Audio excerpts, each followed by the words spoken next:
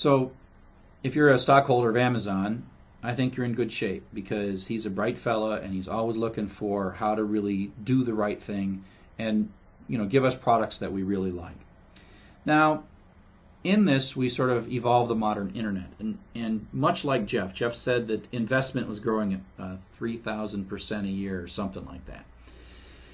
There was this mania in 96, 97, 98 where people just bought and bought and bought, and the notion that communications was going to be so valuable led to, in a sense, an overbuilding of the fiber optic plan.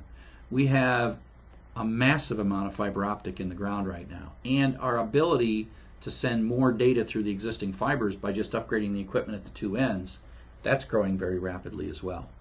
And so we're in this really weird world now where a fiber optic between Ann Arbor and Chicago, 180 miles, is not that much more expensive than a piece of copper wire that goes 30 miles in 1960.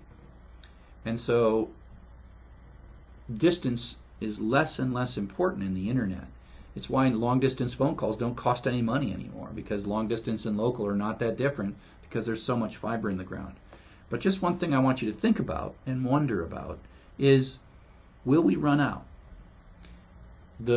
We are living off of the overbuilding that happened in the late 90s when they put so much in and they've been able to upgrade it so effectively. But we might run out. And where will the money come from to dig the next set of trenches to put the next round of fiber in? We'll have to see. So if we take a quick look at, this is a graph of the growth of the servers on the World Wide Web. And if you take a look, we start in 1990 with one web server, December 1990, with Tim Berners-Lee having one web server. And then it sort of doesn't grow. And then you sort of see kind of like this takeoff in the last 2 years, late 2 years of the 1990s, where you go up to about 20 to 30 million, from what, I don't know, 1996 is less than $250,000 and less than $250,000 hosts. You see the kind of the crash, the boom, and the crash where it wasn't growing. And then you sort of see another new graph, which is really, this is when everybody had to be on the internet. Every little store started being on the internet. Every web one had to be a web server. This was kind of the big ones coming on. And this was sort of like the flame out of the exuberant growth of the late 90s.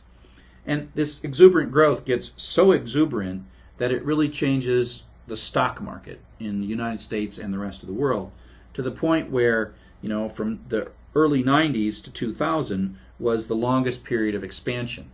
And there's a lot of factors for this, but one of the factors is, as we began to use communication and computation to make commerce more efficient, that triggered a great deal of growth. It also triggered over speculation, right? And so the kind of this part here, the crash, the dot-com crash, was a bit of the over speculation working its way out. Probably if they hadn't over speculated, it would go like this instead. But it can't be like that. You go crazy, crazy, crazy, crazy, crazy, oops, oops, oops, oops, oops. And then we sort of had a crappy economy for a while after that. But again, the web, the internet, and all the technology that I just talked about really put a stamp on the entire world's economy in the 1990s. So I could go on and on and on and on about this stuff. Open source is a big part of this. I will put links up for these videos that I've got. These are 3 open source luminaries that I've interviewed. Richard Stallman is the Free Software Foundation, the GNU, which is much of Unix utilities are written this way, the compilers are written this way. He is a tremendous advocate for open source software. Also, we meet Brian Behlendorf from the Apache Foundation, and the Apache Foundation was formed based on the web server that was created at NCSA, became the first web server that was the Apache web server. So that lineage goes all the way back to Joseph Harden and the team at NCSA. And then Rasmus Leerdorf is the inventor of PHP and one of the many very popular web programming languages for building websites. And so I'll put the links up for these, and you can take a look at them, but they're not required for the course. And up next, we're going to start digging into how this all works rather than what it is, how it came to be. So we're going to talk about what it is rather than how it came to be. And so thank you for your time so far, and I look forward to seeing you at the next lecture.